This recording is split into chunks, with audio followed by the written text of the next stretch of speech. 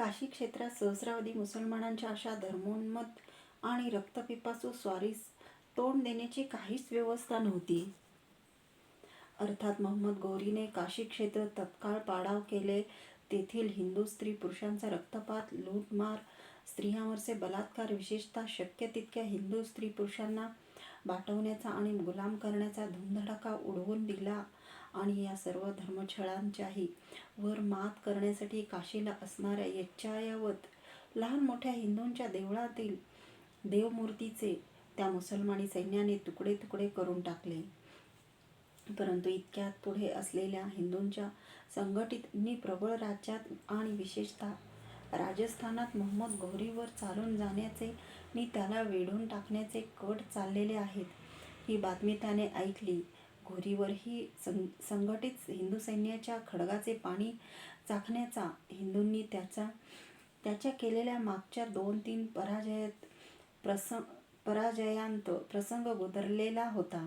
म्हणून कनौज ते काशीपर्यंत एका स्वारीत साधले ते पुरे आहे असे समजून तो धूर्त मुस्लिम सुलतान मोहम्मद घोरी हा परत गझनीकडे वळला.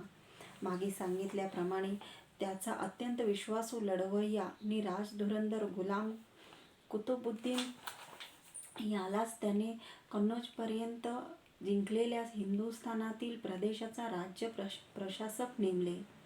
आणि हाय ह्याच कुमुहूर्ती युधिष्ठिराच्या काळापासून हिंदूंच्या साम्राज्याची एक राजधानी असलेले आमचे जे इंद्रप्रस्थ, हस्तिनापूर, दिल्ली ह्या हिंदूंच्या युगायुगांच्या सत्ता केंद्राचा उच्छेद होऊन तेथे म्लेच्छांच्या, मुस्लिमांच्या अधिराज्य सत्तेचा पक्का पाया घातला गेला.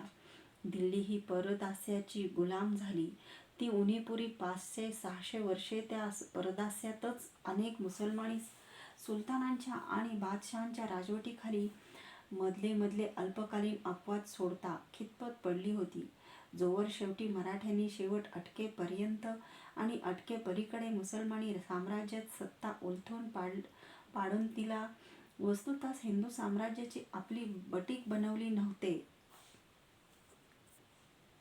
गझनीला गेल्यावर मोहम्मद घोरी थोड्याच दिवसात मारला गेला. काही मुसलमानी इतिहासकारांच्या मते घोरीच्या सैन्यातील एका तुकडीने बंड करून त्याला ठार मारले असे लिहिले आहे. पण चांदवटाच्या पृथ्वीराज रासोमध्ये पृथ्वीराजाने आपल्या पराजयाचा सूड घेण्याची एक अलौकिक संधी साधून घोरीला ठार मारले असे त्या प्रसंगाचे रसभरीत आणि विवृत वर्णन केलेले आहे.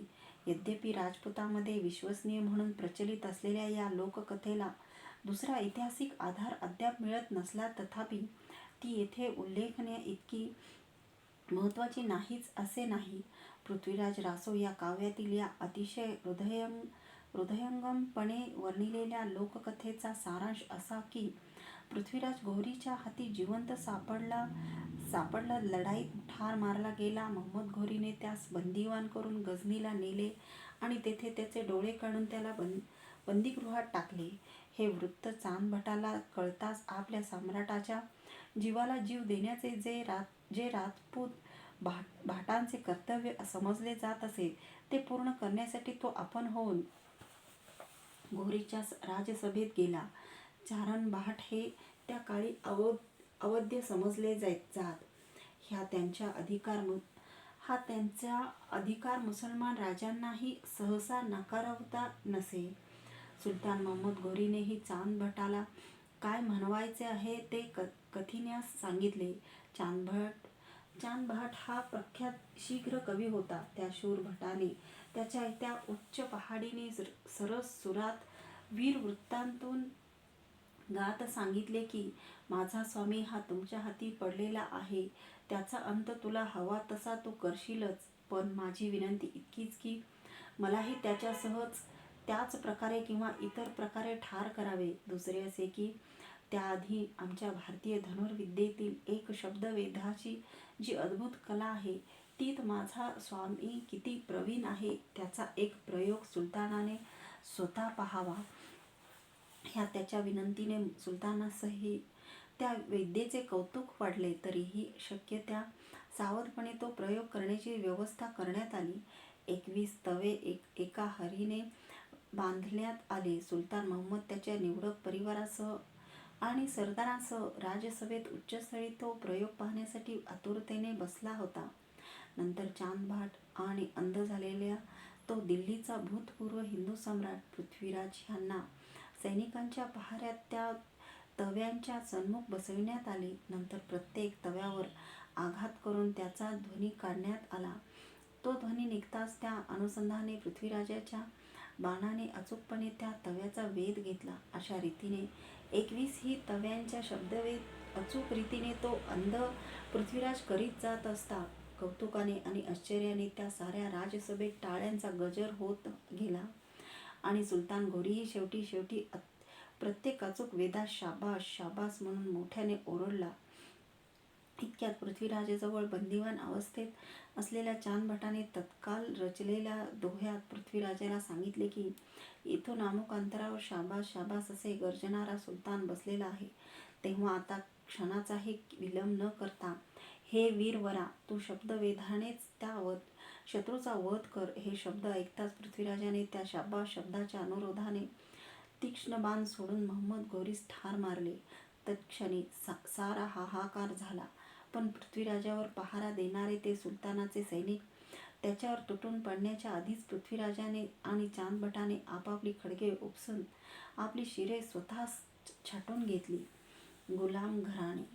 वर सांगितल्याप्रमाणे महमद घोरीचा मृत्यू होताच त्याने हिंदुस्थानातील प्रदेशावर नेमलेला त्याचा प्रतिनिधी कुतुबुद्दीन ह्याने स्वतःच सुलतानपद धारण करून दिल्लीस मुस्लिमांचे स्वतंत्र सल्तनत महाराज्य स्थापन केली. कुतुबुद्दीन हा जातीने तुर्क होता, पण महमद घोरीचा तो गुलाम असल्याने त्याच्या या राजवंशास गुलाम घराणे असेच म्हणतात.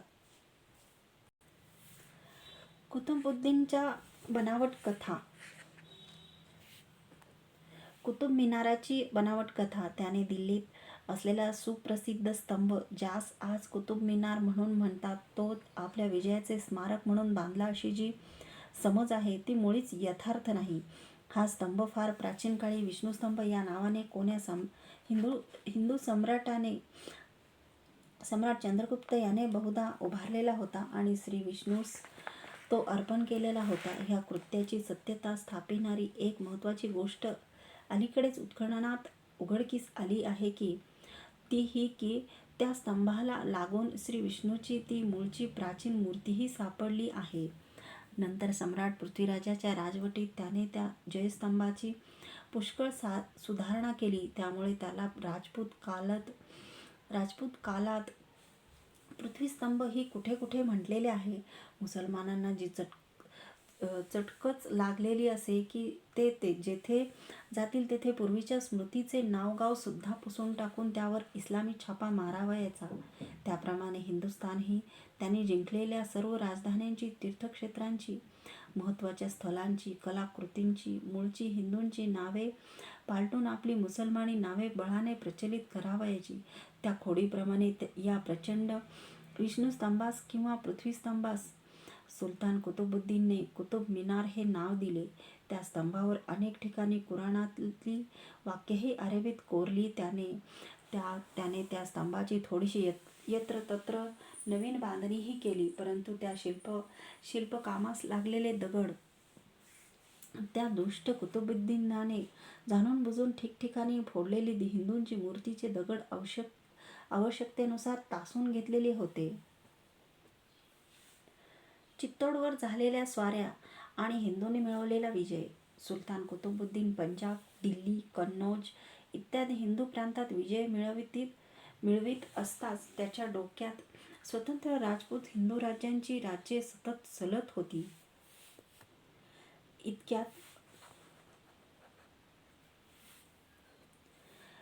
चित्तोडचा राणा समरसिंह याचा मृत्यू झाला आणि त्याचा धाकटा अल्पवयी मुलगा कर्ण हा राज्यावर बसला.